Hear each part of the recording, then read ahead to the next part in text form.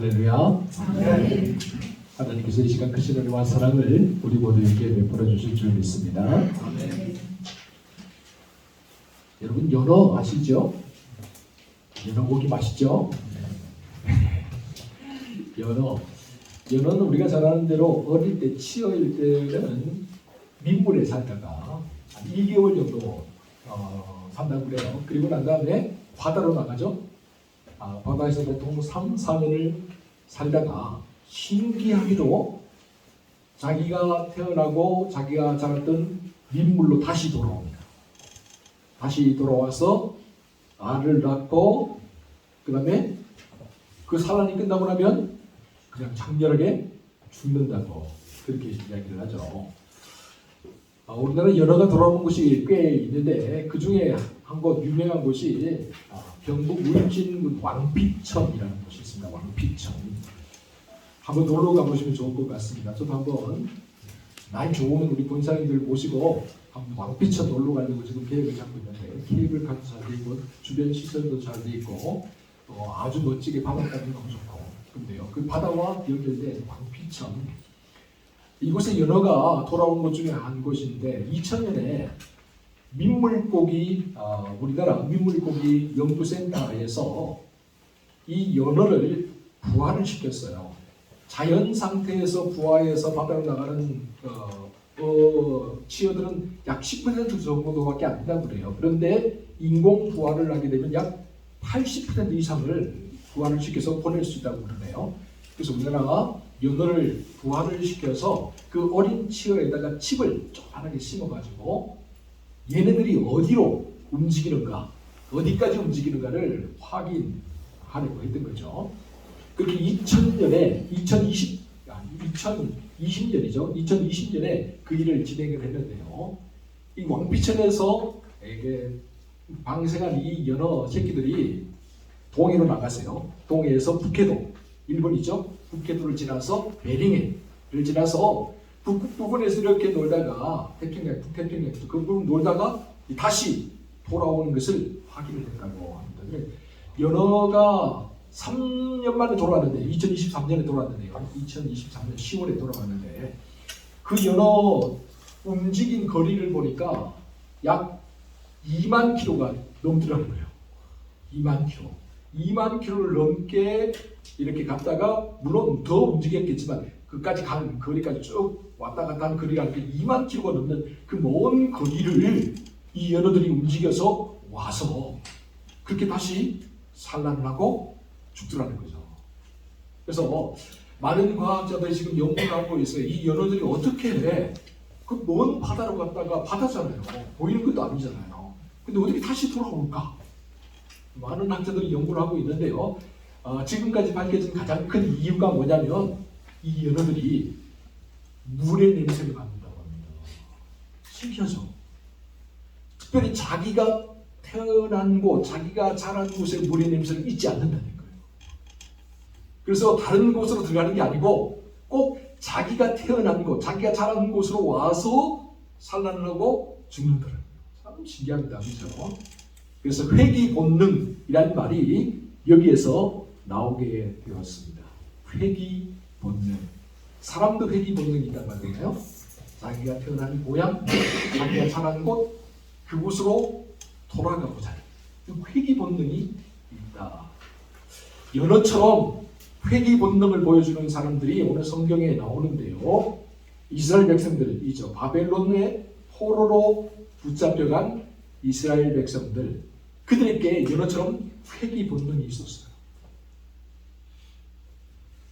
여러분 주전 722년에 아수르에 의해서 북이스라엘 왕국이 멸망을 당했잖아요. 그리고 134년 정도 지난 후에 주전 586년에 남유다 왕국도 바벨론에 의해서 멸망을 당하게 됩니다.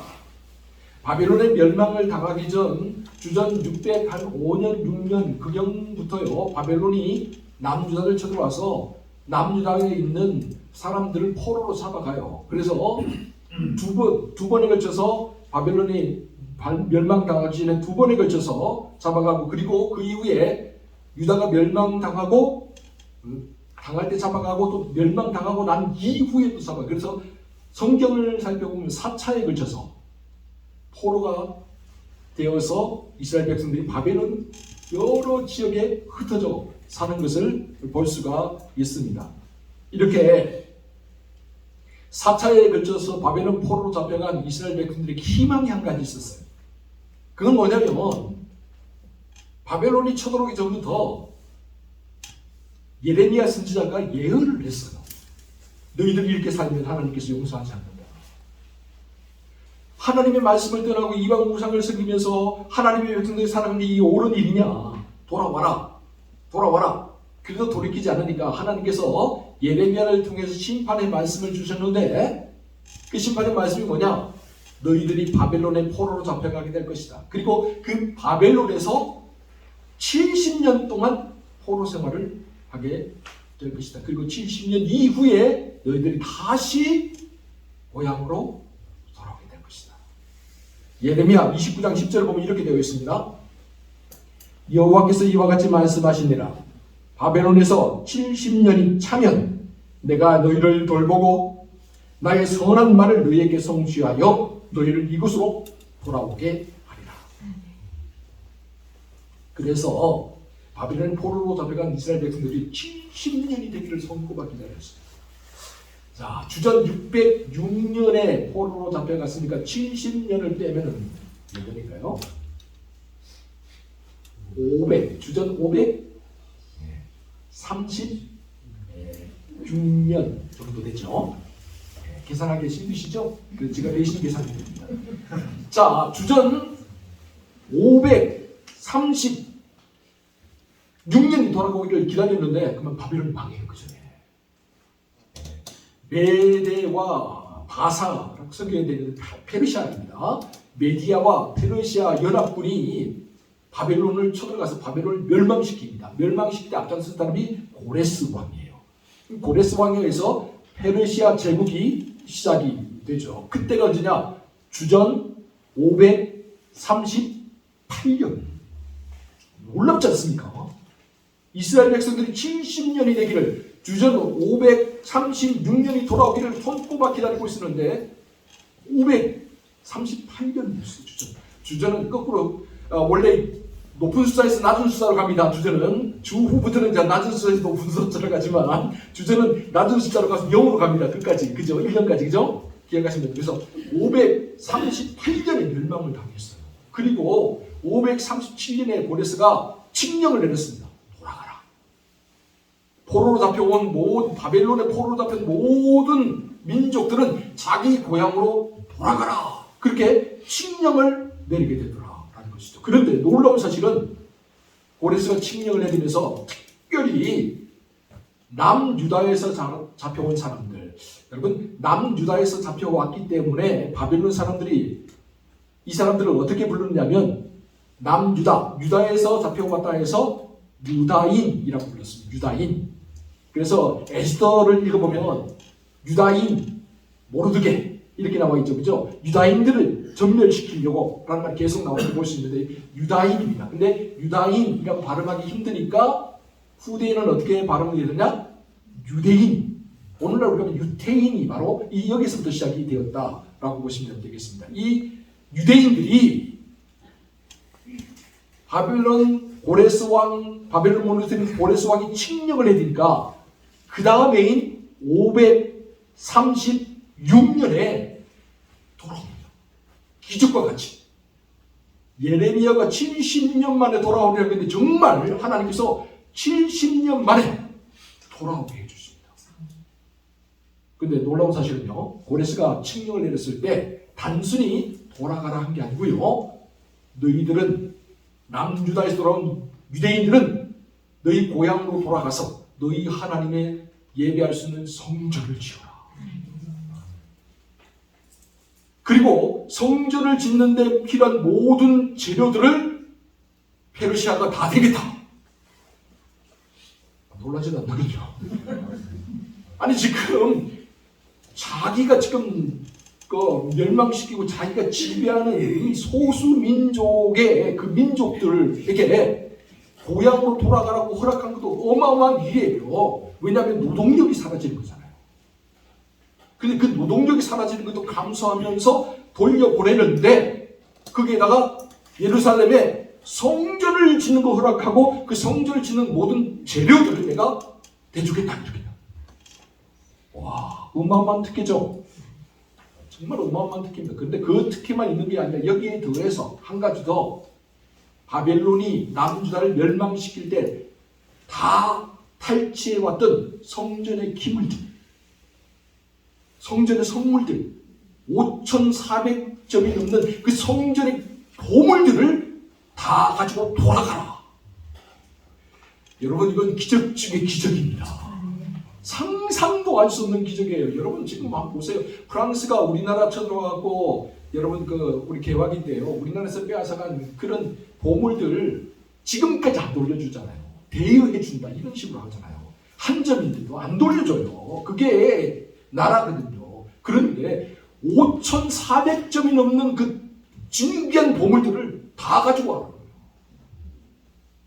참으로 놀라운 기적과 같은 일들이 벌어졌죠. 그래서 제1차로 사람들이 돌아오게 되죠.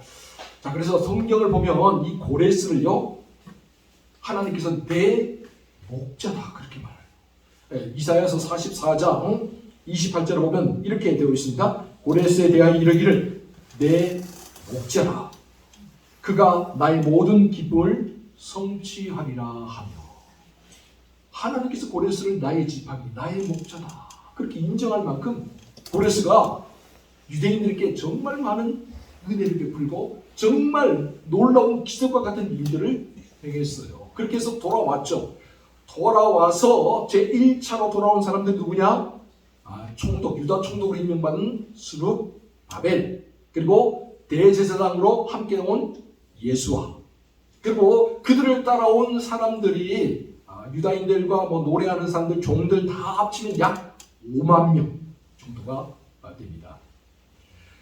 그 5만 명에 대한 기록이 오늘 우리가 읽은 에스라서에 나오고 있습니다. 에스라서를 두 부분으로 나눌 수 있는데요. 에스라서는 1장부터 6장까지는 제1차 바벨론 포로 귀환 공동체, 그리고 그들이 세운 성전에 대한, 하나님의 성전에 대한 얘기가 나와 있고, 7장부터 10장까지는 제2차 바벨론 포로 귀환, 에스라가 이끌고 온 무리들입니다. 제2차 바벨론 포로 귀환, 그리고 그들이 새로운 영적인 대각성 운동을 일으킨 내용이 에스라 후반부에 기록되어 있는 것을 볼 수가 있습니다.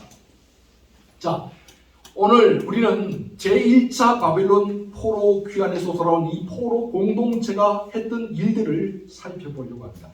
여러분, 바벨론 포로에서 돌아와서 이 사람들이 가장 시급하게 해야 될 일이 뭐냐면 구심점을 만드는 거였어요. 구심점.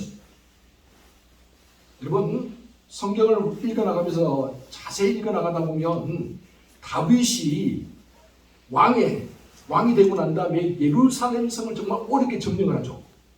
그리고 어렵게 점령하고 난 다음에 공식적으로, 물론 여러 가지 일을 했는데 공식적으로 가장 먼저 행한 일이 뭔지 아십니까? 언약궤, 하나님의 법궤를 예루살렘으로 모셔오는 거였어요. 여러분, 그 당시에 성막이 기본이 있었어요. 기본이 있었기 때문에 언약궤를 모셔오려면 어디로 모셔가야 될까요? 기본으로 모셔가는 게 정상이에요. 성막이 거기 있잖아요. 근데 왜 예루살렘으로 그 언약궤를 모셔오려고 그렇게 안간힘을 썼을까? 한번 죽었잖아요. 베르스부사가 일어나고 오베데돔 죽어가고 그런 일이 있었음에도 불구하고 다윗이 포기하지 않아요. 어떻게든 언약궤를 예루살렘으로 모셔오려고 해요. 왜 그럴까요? 후심점을 만들고 있습니다. 왕이 있는 왕도는 왕만 있다고 되는 게 아니에요. 다윗은 이 이스라엘이 하나님이 다스리는 제사장 나라가 되어야 된다고 생각을 했어요. 제사장 나라가 되기 위해서 가장 필요한 것, 가장 중요한 게 뭐냐? 언약. 하나님의 임재에 하나님이 함께 하시는 표시가 된 그 언약궤가 필요한 거예요. 그래서 가장 먼저 공식적으로 언약궤를 모시는데 그렇게 공을 들였던 거죠. 그래서 다윗 왕과 솔로몬 왕 때에 정말 하나님께서 80년 동안 평안을 주시면서 정말 그 이스라엘이 제사장 나라가 되는 모범을 보이게 해 주신 거죠. 스룹바벨과 예수아도 이 사실을 잘 알고 있었어요. 바벨론 포로에서 5만 명이 돌아왔지만 시간이 지나면 이 5만 명이 숫자가 늘어나겠지만 이 숫자는 각자 흩어져서 이스라엘이라는 민족의 정체성조차 잃어버린 채 살아가게 될 것이다 라는 것을 알고 있었어요. 이 사람들을 하나로 묶기 위해서는 구심점이 필요하다. 반드시 구심점이 필요하다. 그 구심점이 뭐가 됐냐? 하나님의 성전입니다. 하나님께서 우리를 제일 먼저 바벨론 포로에서 이곳으로 예루살렘으로 돌려보내신 이유, 그 사명이 뭐냐?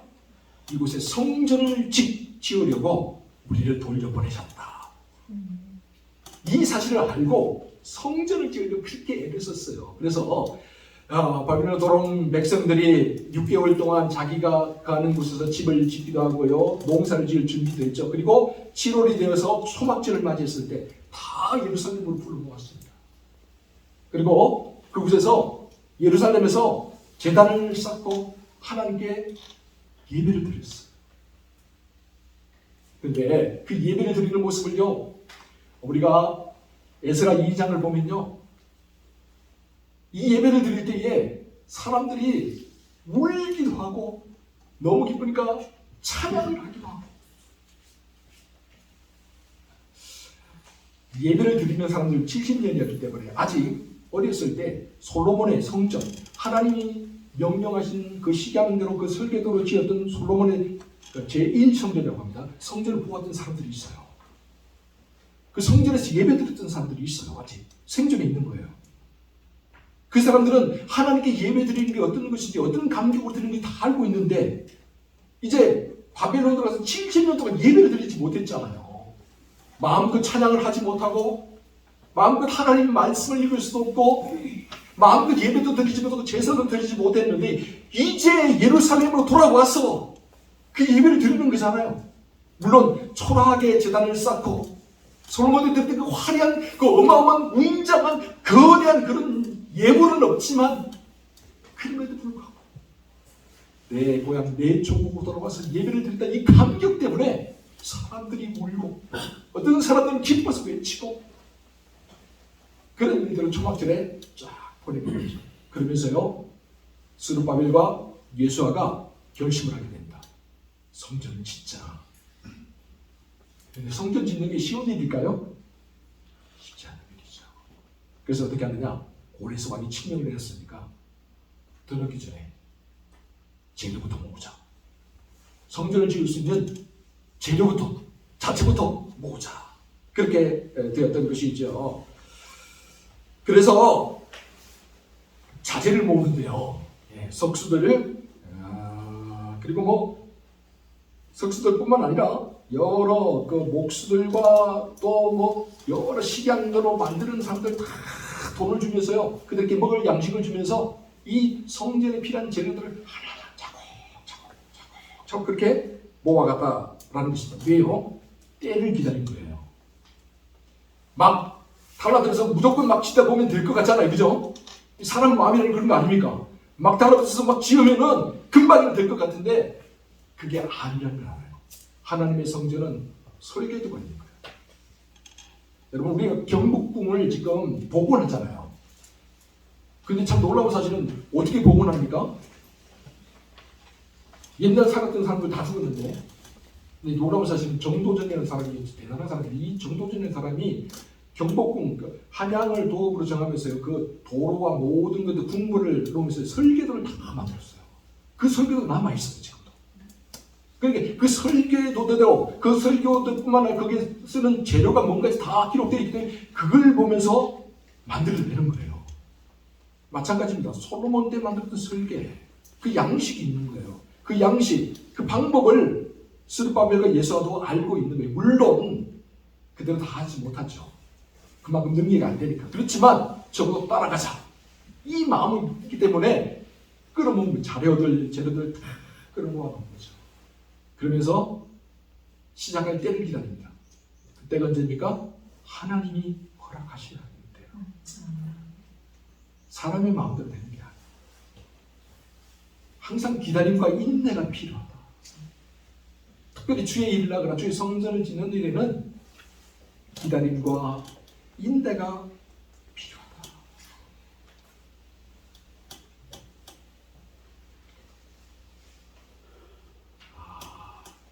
제가 1991년에 강원도 봉천 신교대에서 훈련을 군대 입대해서 훈련을 받았습니다. 91년이었는데요. 지금 벌써 30년이 넘었어요. 그거 그죠? 홍천에서 내 군생활을 2년 7개월을 하면서 다시 내 홍천으로 오지도 않고 이 홍천을 뭐 오줌도 안 써도 안 됐는데 이 홍천이 이렇게 가까운 데 와서 지금 목회를 하고 있는데요. 홍천에서 그때 그 당시 제가 딱 시기가 끝나고 13년대 3대대 북방면에 있는데요. 3대대에서 제가 자대 배치를 받았습니다. 근데 자대 배치를 받고 이등병이 바로 종교 행사가 있어요. 항상 주일날 되면 부대는 종교 행사를 해서 군대를 갈 수 있는데요.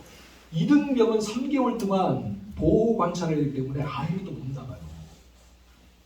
종교 행사도 못 나가고요. 외출 1박도 안 돼요. 이등병은 3개월 동안 보호 관찰이라고 그때 있었거든요. 그래서 3개월 동안에는 꼼짝도 못하게 자대 배치해서 그냥 선배들이 그게 고참들이 뭘 하는지 그냥 가만히 앉아서 보고 배우라는 거예요. 방 닦는 거, 군화 닦는 거 이런 것까지 이불 개고 하는 거 다 보고 배우라고 밥 먹고 그냥 가만히 따라다니기만 해요. 그러면서 알겠어 하면 예 알겠습니다. 무조건 예 알겠습니다. 그것만 하는 거예요. 그냥 따라다니면서.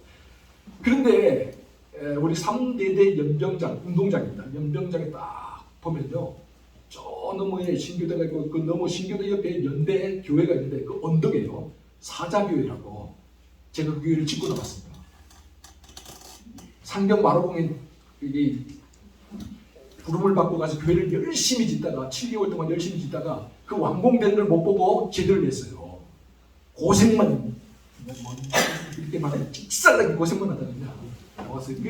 끝까지 거기에서 남아있던 사람들은 거기다 가보니까 이름을 적어놨더라고요. 머릿돌에다가. 그 당시 아니 나는 파견을 받고 제일 고창나고 열심히 땅 파고 건물 다 올렸는데 내 이름은 없어. 굉장히 서운했습니다. 이게 다 부셔버리니까 그러면 안 되지만 하여튼 그게 다 이름까지 다 적어놨더라고요. 머릿돌에다가. 그 교회를 짓고 났는데 그 교회가 연병장의 대대연구에서 다 보입니다. 높은 언덕 위에 있거든요. 사자교회로. 주일마다 3개월 동안 그 교회를 보는데요. 그냥 눈물이 나는 거예요. 그냥. 왜요? 아니 바로 그냥 조금만 가면 교회인데 나가기만 하면 교회 달려가면 10분도 안 걸릴 것 같은데 근데 못 가는 거잖아요. 가고 싶은데도 못 가요. 교회를. 그러다가 여러분 3개월이 다 지나고 종교 행사를 가는데요. 주일날 아침에 그렇게 좋을 수가 없는 거예요. 그렇게 막 마음이 그냥 심장이 뛰는 거예요. 그냥 그 길을 걸어가는데 뭐 교회 안에 딱 들어가서 딱 그냥 예배 전에 눈을 감고 기다는데요. 눈물이 막 쏟아지는 거예요. 너무 기뻤어요.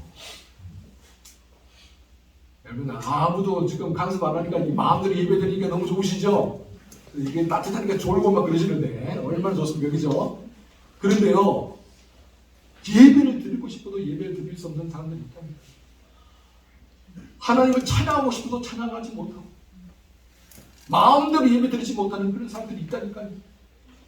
그래서 제가 다 가서 예배를 드리는데 그냥 예배 시간 내내 목사님 뭔 설교했는지도 모르겠어요. 그냥. 뭔 설교를 했는지 모르겠는데 하여튼 찬양만 불러도 눈물이 나고 그냥 앉아있지만 눈물이 나고 끝까지 그냥 눈물만 그렇게 쏟고 왔는데요. 그렇게 눈물을 흘리고 돌아오는데 왜 그렇게 발걸음은 가벼운지 마음은 그렇게 왜 그렇게 기쁜지 뭔가 이 가슴을 꽉 막고 있는 게 뻥 뚫린 것 같은 그런 느낌이죠.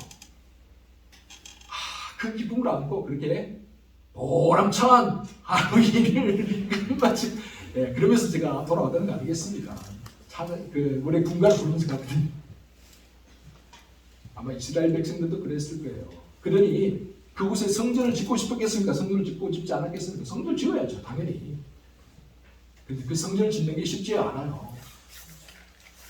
요즘도 제가 교회를 지으면서 느끼는 거지만 성전을 짓는다는 게 절대 쉬운 일이 아니에요. 그래서 스룹바벨도 예수와도 하나님의 때를 기다리고 하나님 명령하신 때를 인내하면서 그렇게 오랫동안 참 기다렸구나.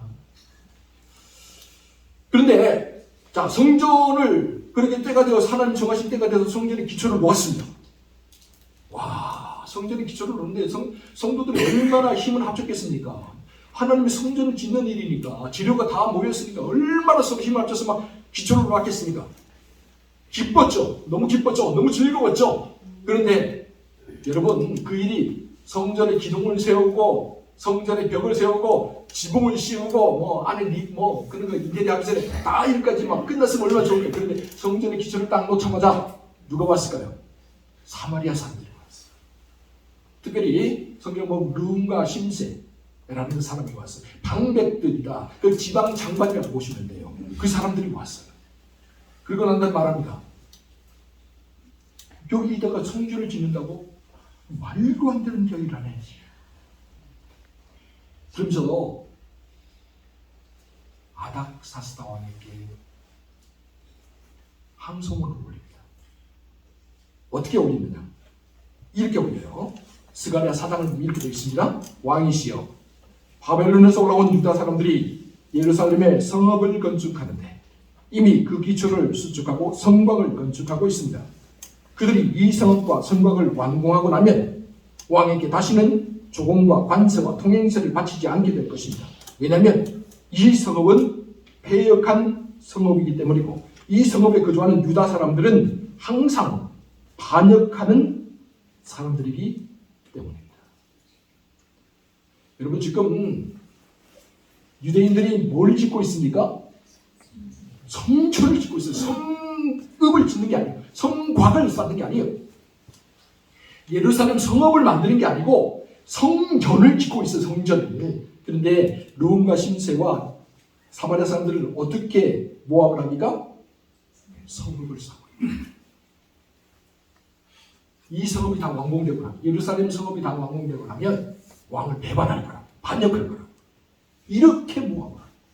말도 안 되는 모함이죠. 정말 말도 안 되는 모함이에요. 근데 이 모함이 통했을까요? 안 통했을까요? 통합니다. 통해. 그래서 성전의 기초만 놓은 채 성읍 쌓는 걸 중단시켜. 이런 왕의 명령이 내려오는 거예요. 그래서 그 세월이 얼마나 가느냐? 무려 14년을 갑니다. 14년 동안 성전의 기초만 놓은 채 아무것도 하지 못해요. 여러분, 제가 다시 말씀드리지만 구심점이 없으면 어떻게 될까요? 사람들이 흩어집니다. 하나님께 예배 드리는 게 제대로 되지 않으면 사람들의 신앙이 어떻게 될까요? 나태해집니다. 세상을 따라가게 되어 있어요. 이스라엘 백성들도 역시 마찬가지. 그 모습을 누가 지켜봅니까? 학개와 스가랴 선지자들이 지켜보는 거예요. 기가 막혀요. 이러다가는 이스라엘 민족 자체가 이 땅에서 사라져버리겠다는 위기감을 느끼게 되죠. 그래서 학개와 스가랴가 분연히 일어납니다. 우리 본문 1절 같이 한번 들어봅니다. 1절 말씀 시작. 선지자들 곧 학개와 믿음의 선지자 스가랴가 이스라엘 하나님의 이름으로 유다와 예루살렘에 거주하는 유다 사람들에게 예언하였더니. 여러분, 성전의 지대만 놓고 14년 동안 넉넉고 있는 사람들, 그들의 신앙이 나태해지고 그들의 신앙이 이방의 우상을 따라서 점점 세속화되어가는 모습을 보면서 학개와 스가랴가 마음이 너무 아픈 거예요. 이다가 이렇게 놔두면 이스라엘 민족 자체가 이 땅에서 사라지겠다. 근데 가만히 생각해보면 우리 양동교회도 참 사연이 많습니다. 그죠? 우리 양동교회가 지금 우리 있는 본당 건물이 완공된 거, 전체 완공된 거는 모르겠지만 우리가 전공 시작한 게 1980년이에요. 80년. 그래서 준공이라고 한 게 아마 84년 된 것 같아요. 80년에 지어졌거든요. 그런데 짓고 난 다음에 이제 좀 원래 2층으로 지으려고 했는데 2층을 못 지은 거죠. 그래서 2층 지으려고 꼬다리만 이렇게 올려놓고 그렇게 했는데요. 근데도 요새는 안 되겠다 해서 2006년부터 다시 한 번 더 성전을 건축하자 해서 2007년에 우리 작정 헌금을 했죠. 그리고 그때 2007년에 벌써 설계도 나왔고 조감도까지 다 나왔습니다. 저도 조감도 본 적이 있거든요. 예. 우리 저까지 전해졌었습니다. 조감도가. 그래서 제가 알아요. 조감도까지 있는 거. 설계도까지 잘 나왔는데 그 설계도가 어디로 갔는지 지금 뭐 찾아봐도 안 보이더라고요. 안타깝게도. 설계도하고 조감도까지 다 나왔던 그런 때가 있었어요. 근데 2007년에 그때가. 그리고 지금 몇 년이 흘렀나요? 17년이 흘렀나요? 17년, 작년부터 그러니까 16년 정도 흘렀는데, 그죠? 이스라엘 백성들이 14년 걸렸는데 우리는 16년이 걸렸어요, 그죠? 16년이 걸려 지금 짓고 있는 겁니다. 이거 대단한 겁니다, 진짜. 하나님이 정하신 때가 되니까 되는 거지, 이거 아무나 하는 게 아니에요. 아무나 할 수 있다고 덤빈다고 되는 것도 아니죠. 하나님께서 허락하시고 하나님께서 정하신 때가 되는 거예요. 그런데 그런 때를 위해서 누구를 예비하셨느냐? 학개와 스가랴 같은 사람을 예비하신 거예요. 학개가 일어나서 말합니다. 너희는 이렇게 판벽한 집에서, 판벽하다라는 말은 편안한 집이라고 보시면 됩니다. 편안하고 잘 지어진 집이라고. 너희들은 이 판벽한 집에 살면서 하나님의 성전에서 기초만 놓고 난 다음에 가만히 내버려 두고 있느냐? 어떻게 그럴 수 있느냐? 당장 지금이라도 당장 산으로 올라가서 나무를 베어다가라도 성전을 지어야 되지 않겠느냐? 이렇게 나태해지고 세속적으로 그는 이스라엘 신앙을 다시 일깨웁니다.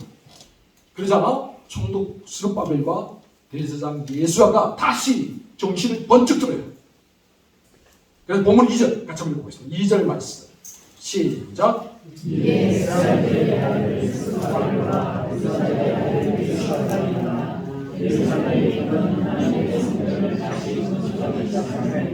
아멘.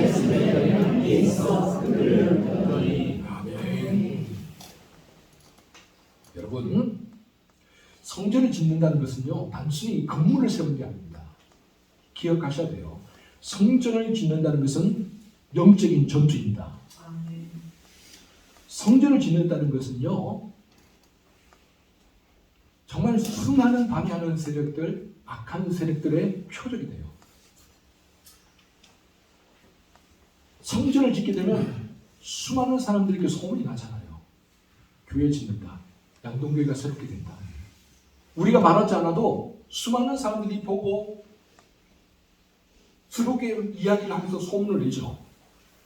이게 좋은 쪽으로 소문이 나기도 하지만 때로는 시기 질투가 일어나기도 하고 또한 때로는 악한 생각을 가지면서도 흘러가게 된다라는 거예요. 그렇기 때문에 우리가 깨어서 기도하면서 이 일을 감당하지 않으면 이 영적 전투에서 이길 수가 없어요. 여러분, 영적인 전투는 잠들어 있으면 마귀 사탄의 먹잇감일 뿐이에요. 누구 한 사람에게 막중한 짐을 맡겨놓고 네가 다 해봐, 이게 아니에요. 그럴 수 없어요. 예수님조차도 겟세마네 동산에서 기억하지 않습니까? 하나님의 아들인 예수님조차도 십자가의 그 무거운 사역을 앞두고 그 사명을 앞두고 간절히 기도하면서 제자들에게 부탁하잖아요. 깨어서 나와 함께 기도해다오. 주님이 부족해서 그렇게 했습니까? 그게 아니라는 거죠. 함께 감당해야 될 사역이기 때문에 그렇다는 거죠. 우리가 함께 깨어서 기도하며 함께 협력해야 될 사역이다라는 거예요. 그래서 학개와 스가랴가 일깨운 거예요. 백성들을 일깨우고 총독 스룹바벨과 대제사장 예수아를 일깨운 거예요. 그랬더니 이들이 분명히 일어났습니다. 그래, 이러고 있어서는 안 되지. 그러면서 일을 시작하게 되는 것이죠. 물론 그렇다고 그게 다 이루어질까요? 본문 3절 한번 봅시다. 계속해서 방해하는 색들이 이렇게 말이죠. 본문 3절 읽어봅니다. 시작. 그때 모라데가 건너편 총독 박들과 스가랴 교수와 그들의 동관들이 다 나와 그들에게 이르되 누가 너희에게 명령하여 이 성전을 건축하고 이 성전을 마치게 하였느냐. 한동안 14년 동안 중단되었던 성전이 재개가 됐잖아요. 그죠? 이제는 우리는 목숨 걸고 짓는다는 거예요. 이제 왕이 명령이 떨어졌는데도 짓는다는 것은 우리는 짓겠다는 거잖아요. 죽든 살든 끝까지 짓겠다라는 그런 결심을 가지고 짓는 건데, 그러니까 강 건너편의 말은 페르시아를 중심으로 바벨론을 중심으로 강 건너편이라는 거거든요. 유프라테 강 건너편. 그러니까 지금의 하란이나 지금의 터키 지방에 있는 그 총독이 다뜨네 와스다 보스니가 이 소식을 듣고 감찰하기 위해서 찾아오는 거예요. 왜요? 당시 페르시아 제국이 굉장히 어지러웠어요. 어지러웠기 때문에 반란들이 곳곳에서 일어났거든요. 근데 예루살렘에서 대규모 토목공사들이 사람들이 5만 명 가까운 사람이 모여서 한다? 이거는 굉장히 센세이션한 정말 엄청난 사건이거든요. 그래서 이게 어떻게 된 건가 확인하기 위해서 찾아오는데 당장이라도 그만두게 하기 위해서 찾아온 거예요. 그냥 그 두 사람이 온 게 총독이 왔단 말이에요. 군사를 이끌고 왔다는 의미예요. 여러분들. 당장이라도 그만두게 하기 위해서. 와, 자, 여기서 이제 벌어집니다. 갈등이 벌어집니다. 자, 군사를 이끌고 총독이 왔어요. 너희들 왜 누가 이거 허락했어? 누가 지으라고 해? 자, 여기에서 겁먹고 물러서면 어떻게 될까요? 다시는 못 짓는 겁니다. 다시는 짓지 못해요. 이 공사를 인도하는 사람이 누구야? 이러면 돼. 이름 못 대고 주변 다 뒤로 물러서면 아무도 감당하지 않으려고 하면 다시는 못 짓는 거예요. 그런데 보세요. 이름은 다 돼. 이름을 다 됩니다. 이야, 이 강하고 담대한 마음이 죽으면 죽겠다는 거예요. 한마디로 말하면 하나님의 성전을 짓기 위해서 우리가 일어났는데 다시 주저앉으면 다시는 지을 수 없다. 그렇기 때문에 무슨 일이 있어도 이건 완성한다. 그런 마음으로 지금 달려들고 있는 거예요. 와, 자, 이렇게 자기 이름을 대면서 이렇게 달려드니까 어떻게 하나님께서 가만히 그냥 손 놓고 계실까요? 그게 아닙니다. 본문 5절 한번 보시죠. 본문 5절 함께 읽어봅니다. 시작. 하나님이 유다 장로들을 보내셨으므로 그들이 능히 공사를 막지 못하고 이 일을 발효하게 하려고 그 답장이 오기를 기다렸더라. 아멘. 이 사람들의 눈빛이 다른 거예요. 총독이 지금 군사를 이끌고 와서 지금 위협을 하고 있는데 물러서지 않는 거예요. 눈빛이 다른 거예요. 이 사람들이 도대체 뭘 믿고 그러지? 총독이 오히려 한 발 물러섭니다. 총독이 감찰하고 멈추게 하고 이 사람들 다 흩어버릴 수 있는 권한을 가진 권세를 가진 사람인데 오히려 이 사람이 한 발 물러서요. 그럼 왕이 이걸 허락했나? 왕에게 한번 물어보자 이렇게 되는 거예요. 그런데 이 일을 누가 도우셨다고요?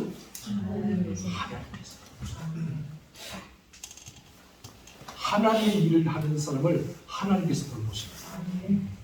하나님이 기뻐하시고 하나님께서 보시기에 아름다운 일을 하는 사람을 하나님께서 가만히 내버려 두는 법이 없어요. 항상 하나님께서 붙들어주세요.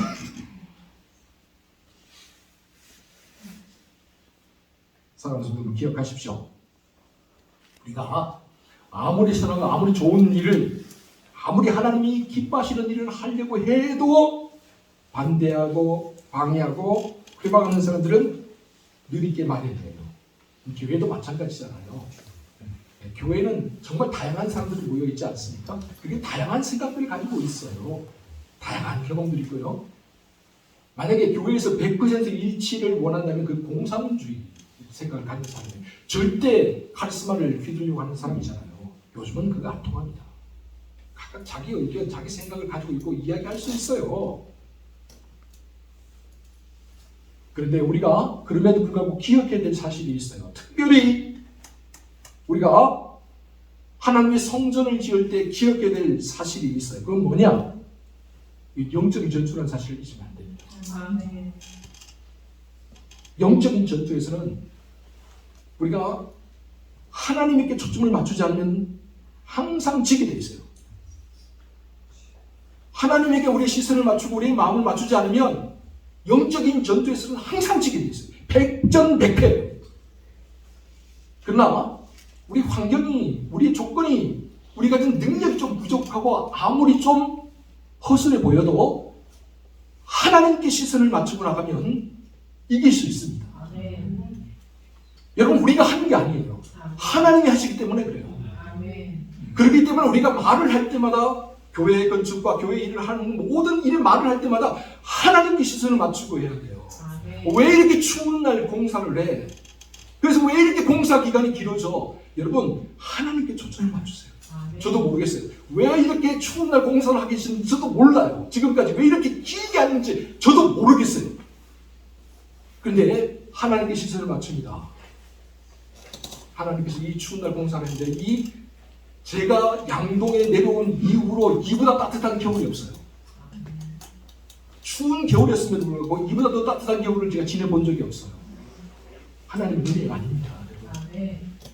우리가 하나님께 시선을 맞추고 보면 우리가 재정이 부족해요. 근데 여러분, 작년에 우리 성도들이 1억을 넘게 건축 헌금을 하셨고요.